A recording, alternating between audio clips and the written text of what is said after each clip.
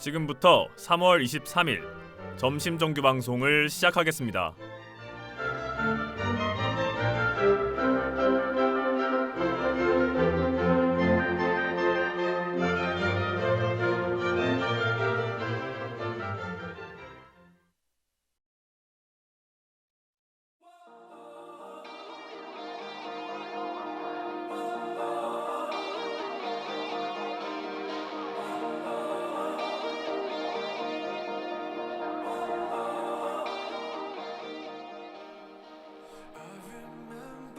ABS의 작은 책방.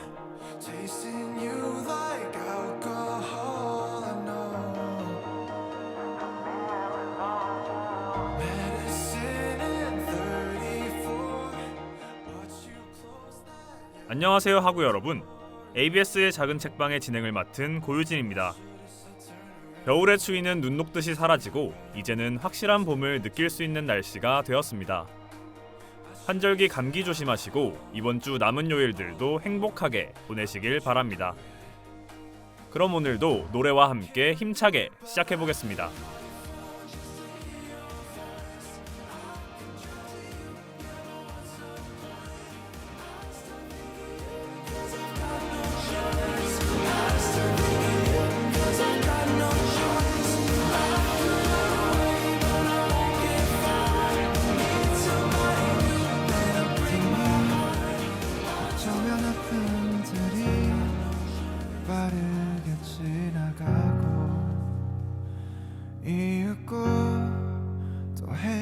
저물면 침대에 누우면 하루를 원망하고 마저 난 실수를 하고 너와 나 남남이 돼도 걱정 많이 좀 해줘 미안해 어떻게 널 잊겠냐고 I was born to love you but now we hate each other 미안해 늘 반복해도 I was born to love you so give me a chance 난 늘 후회해 널 I was born to love you born to love you, yeah, yeah. I was born to love you. 시간이 지날수록 날 믿지 못하는 널 지켜볼 수 없어. You're the best mistake I ever had, yeah. 미안해 내가 이것밖에 안 돼. 마저 나는 실수를 했고 너와 내가 남남이 돼도 할 말이 없어 큰 상처를 남겨서 미안해.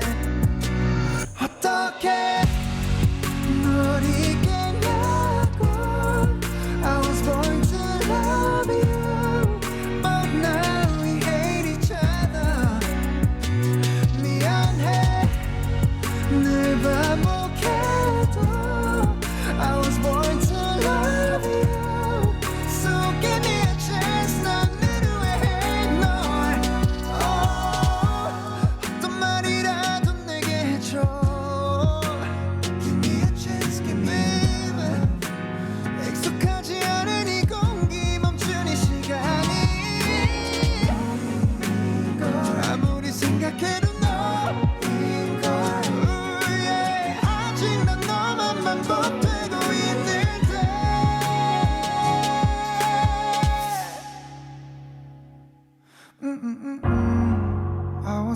I was born to love you.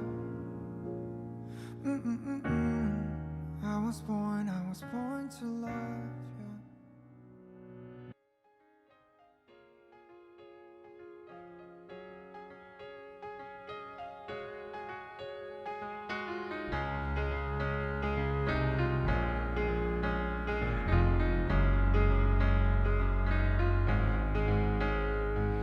잠들기 전에 다짐했던 하루가 뜻대로 되지 않고 너를 힘들게 할 때 가치 있는 이야기.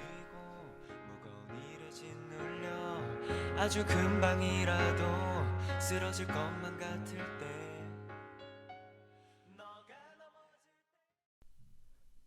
오늘 소개해드릴 책은 알베르 카뮈의 페스트입니다. 책을 읽기 전 이 책의 작가인 알베르 카뮈에 대해 이야기해보도록 하겠습니다. 알베르 카뮈는 어린 나이에 전쟁으로 아버지를 잃고 가정부로 일한 어머니와 할머니 손에서 어렵게 성장했습니다. 카뮈가 넉넉하지 않은 형편 속에서도 세계적으로 유명해진 소설을 쓸 수 있었던 이유는 그의 재능을 일찍 알아봤던 두 명의 스승 덕분이라고 할 수 있습니다. 첫 번째 스승은 공립학교 재학 시절의 담임 선생님입니다. 카뮈는 선생님의 눈에 들어 무료로 개인 교습을 받고 장학생 시험을 통해 대학에 입학할 수 있었습니다. 이때의 감사함을 평생 잊지 않고 훗날 노벨문학상을 수상할 때 선생님께 노벨문학상 수상연설을 헌정하기도 했습니다. 두 번째 스승은 바로 프랑스 작가 장 그르니에입니다. 철학과 문학에 눈을 뜨기 시작한 카뮈에게 장 그르니에는 정신적 영감을 주었습니다. 이처럼 천부적인 재능과 스승들의 도움으로 혜성처럼 나타난 문단의 배터리 카뮈는 소설 이방인에 이어 페스트까지 선풍적인 인기를 끌며 성공 반열에 오르게 됩니다. 그리고 카뮈는 상을 받으며 이렇게 얘기했는데요. 나는 나의 작품 세계에 대한 완벽한 청사진을 가지고 있다. 카뮈의 작품 계획은 부정, 긍정, 사랑이라는 발전 단계를 가지고 있고 이를 바탕으로 그의 대표 작품들을 써내려갑니다. 아쉽게도 그가 오래 살았다면 정말 수많은 보석 같은 작품들을 남겼겠지만 1960년 교통사고로 인해 짧은 생을 마감하고 맙니다. 그의 성장 배경과 작품 세계를 잘 알 수 있는 작품 페스트라는 소설은 전염병이라는 비극과 대결하는 인간의 모습을 다룬 작품으로 최근 코로나19 사태와 함께 주목받고 있는 소설입니다.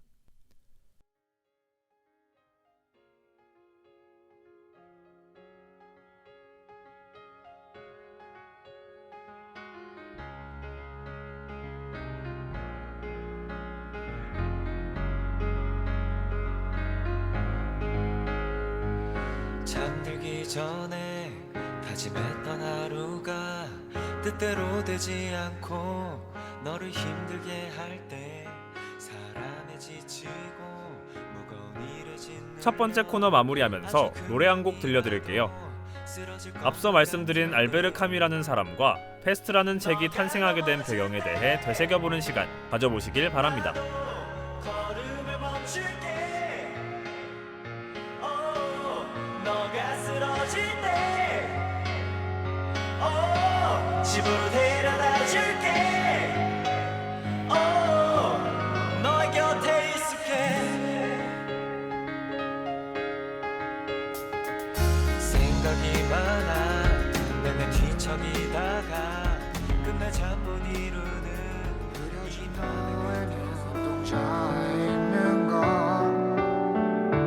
나를 향한 진 하나뿐이지만 나의 모든 걸 걸고 지을 테니까 맺힌 척 내 손을 잡아주면 안 될까 오늘이 지나면 할까 두렵겠지만 난 오늘을 매일같이 반복할 테니까 어떤 시간이든 난 널 지킬 테니까 난 너를 행복하게 만들면 안 될까 오늘은 뭐 했어 정말 고생했어 오늘 하루를 살아주어서 고마워 뭐가 먹고 싶어 다 해줄 수 있어 이런 말을 평생 난 해주고 싶어 시간의 아로새길 우린 매일 안 했던 저질 별과 꿈의 이야기 널 사랑하고 있어 오늘이 지나면 할까 두렵겠지만 난 오늘을 매일같이 반복할 테니까 어떤 시간이든 난 널 지킬 테니까 난 너를 행복하게 만들면 안 될까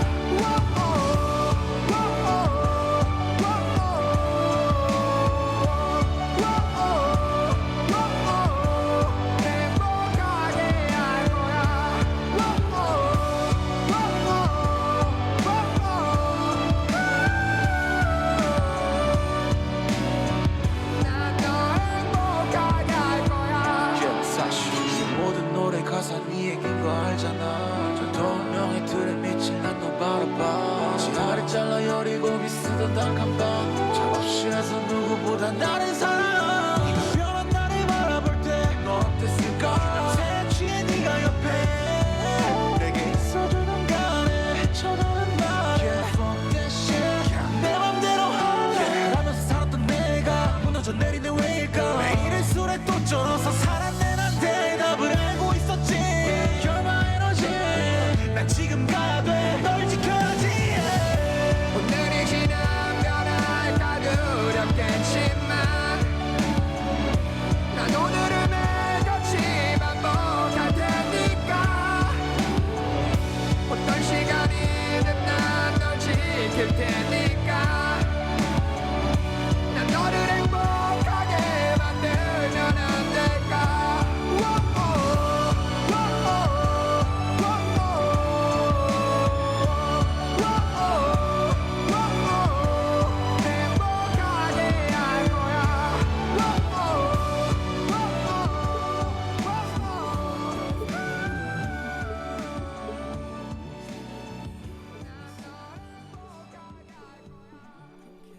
같이 읽는 이야기.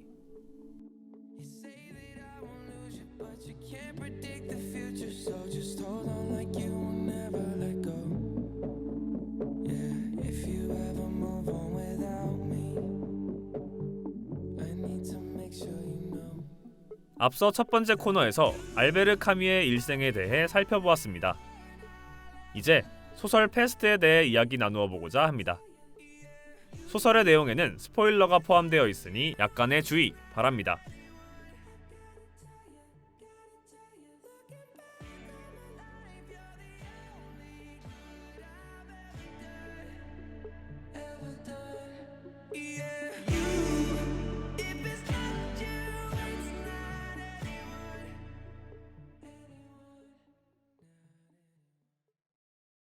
(1947년에) 초판이 발행된 페스트는 1960년까지 65만 부가 판매된 당시 베스트셀러이기도 하며 카미가 작가로서 세계적 명성을 얻게 해준 작품입니다. 이 소설은 북아프리카의 프랑스 식민 도시인 오랑시에서 페스트라는 전염병이 퍼진다는 설정 아래에 시작합니다. 구조적으로 이 소설은 총 5부로 구성되어 있는데요. 매우 짧은 3부를 제외하면 기승전결이 명확한 작품이라고 할 수 있습니다. 우선 등장인물을 소개해드리겠습니다. 이 소설의 주인공은 베르나르 리유라고 하는 의사이며 그는 소설 속에서 사건을 서술하는 서술자이기도 합니다. 그리고 오랑시의 공무원인 그랑이라는 남자가 등장합니다. 리유와 그랑은 페스트에 대항하며 고생을 합니다. 보건대를 조직한 장타루, 오랑시에 취재차 왔다가 페스트로 인해 도시가 봉쇄되면서 오랑시에 갇혀버린 기자 랑베르, 페스트 국면에서 물자밀수로 이득을 본 코타르도 등장합니다. 그리고 이 도시의 신부인 파눌루 역시 빼놓을 수 없는 인물입니다. 아름다운 항구 도시로 평온한 삶을 살아가던 오랑시의 어느 날, 곳곳에서 쥐가 죽어있는 것이 발견되기 시작합니다. 의사인 베르나르 리유가 살고 있는 아파트에서도 쥐의 사체가 발견되는데 수인은 누군가 장난을 친 것이라고 생각합니다. 처음엔 대수롭지 않게 여겼던 쥐의 사체는 날이 갈수록 도시 곳곳에서 대량으로 발견되면서 심상치 않은 분위기가 감돌게 됩니다. 리우가 사는 아파트의 수위 등 노약자들이 의문의 병으로 사망하는데요. 도시에 페스트로 추정되는 전염병이 퍼져가면서 리우는 시 보건당국에 조치를 요구하고 처음엔 대수롭지 않게 여겼던 당국이 시가 돌아가는 판국을 보고 도시를 폐쇄합니다. 얼마 전 리우를 찾아왔던 기자 랑베르는 자신은 오랑과는 아무 관계가 없는 이방인이라며 도시에서 빠져나갈 방법을 궁리합니다. 그는 코타르와 접촉해 경비대원을 포섭하여 몰래 도시를 벗어나려고 하지만 실패하고 맙니다. 한편 장타루라는 사람은 리우를 찾아와 자원봉사자들을 모아 보건대를 조직해 돕겠다고 나서고 파눌루 신부는 불안을 떠는 신도들에게 페스트는 세상의 타락에 대한 징벌이라 설교하며 사람들을 더 불안하게 합니다. 여름이 시작되면서 더위와 페스트는 더욱 극심해졌고 시민들은 끝이 보이지 않는 불안감으로 무기력에 빠집니다. 9월이 되어서도 패스트의 기세는 꺾이지 않고 리우를 포함한 의료진은 극심한 피로감을 호소하는 한편 사람들은 이제 점차 패스트에 무뎌져 갑니다. 결국 오랑시에서 빠져나오지 못한 랑베르는 리우와 함께 지내고 대화를 나누면서 홀로 이곳을 빠져나가는 것이 옳지 않다는 판단 아래에 보건대에 합류합니다. 그러던 어느 날 오랑시 판사의 어린 아들이 패스트로 인해 사망하고 이 모습을 지켜본 리우는 파눌루 신부에게 이 질병이 신의 징계가 맞냐며 이 어린아이에게 도대체 어떠한 죄가 있냐며 언쟁을 벌입니다. 파눌루 신부도 결국 보건대에 합류하고 또 질병에 끝까지 싸워야 한다며 설교했지만 그도 곧 패스트에 감염되어 사망합니다. 한편 겨울이 다가오면서 패스트의 기세도 서서히 수그러들고 떼죽음을 당하면서 자취를 감췄던 쥐들이 눈에 띄기 시작합니다. 사망자도 줄면서 시민들은 활기를 되찾아가는 한편 전염병 국면에서 이득을 취한 코타르는 우울해합니다. 얼마 후 패스트는 완전히 종식되어 사람들은 축제 분위기에 휩싸였지만 패스트의 종식을 바라보는 리우는 언제든지 패스트와 같은 질병이 다시 발생할 수 있다는 생각에 이를 담담하게 맞이합니다. 지금까지 패스트의 등장인물과 간단한 줄거리를 살펴보았는데요. 워낙 방대한 내용이다 보니 책에 담긴 깊숙한 의미는 다음 주 정규 방송에서 다루어 보고자 합니다.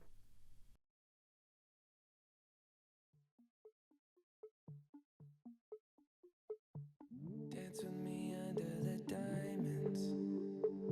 See me like breath in the cold. Sleep with me here in the silence. Come kiss me silver and gold. You say that I won't lose you, but you can't predict the future, so just hold on.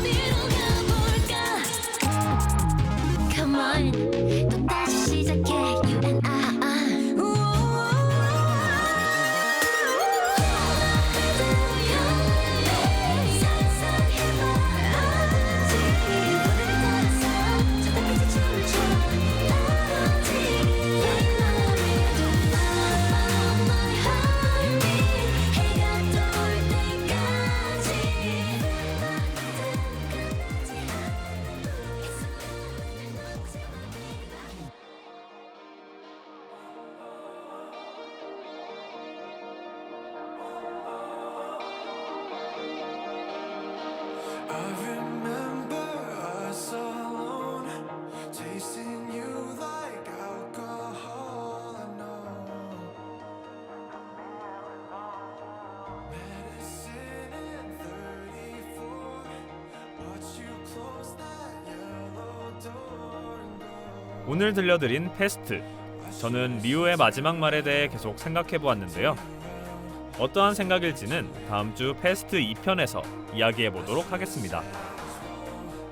지금까지 들으신 ABS의 작은 책방. 제작 및 기술의 김보경, 진행의 고유진이었습니다. 감사합니다.